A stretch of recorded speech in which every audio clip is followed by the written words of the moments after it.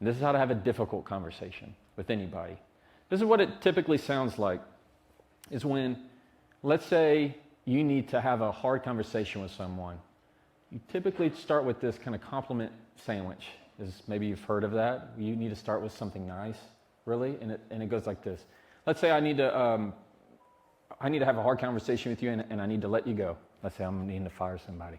That's what it might sound like. Hey, so good to see you. Yeah, how are things? You good? Oh yeah, how's your family? How's your pickleball? Yeah, this weather's nuts, right? Oh, that's crazy. So listen, boom, there it is. You're sitting in the room, you're just waiting for it. And it's building, and everybody's kind of just small talk, and all of a sudden they hear, so listen. And you all of a sudden know, oh, there's the hammer. They're waiting for the hammer to drop at any moment. As soon as you hear it, so listen, boom, it's all going to be downhill from there. That's setting yourself up for failure every time. Instead, I want you to start with the difficult. And it'll sound just as easy as this. This is going to be a hard conversation. This is not going to be fun for us to talk about. Or this might come as a shock to you. For me and my team, anytime they have to deliver bad news for me, they start with, you're not going to like this. You're not going to like this. Because every time I think about it, I think of the absolute worst thing it could possibly be. And then when they tell me, I'm like, oh, that's not so bad. Ever had somebody text you and go, we need to talk? And you're like, well, somebody died. Like it's either that or it's like, well, I guess I better go dig my grave. You ever had your spouse reply K to you? You're like, well, okay, I guess we're done. I don't. Anytime you have that little interaction of the fear of the unknown, again, it's your biology. Your fear of going, is there a bear in the bush? I need to know.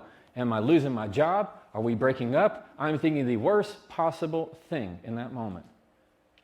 Instead of having this pleasantries and then delivering the bad news, which is only going to trigger that anxiety, I want you to get used to saying it up front. Get rid of the small talk and just say, this is going to be a difficult conversation. Or as simple as, I'm not looking forward to this conversation. Or you're not going to like what I have to say. You hear how all of a sudden you are forcing it at the front. And what's going to happen, watch, when you say that to somebody, as simple as, this isn't going to be fun for us to talk about, they're going to go, oh, and they kind of ready themselves for a second, give it a pause, and then deliver it.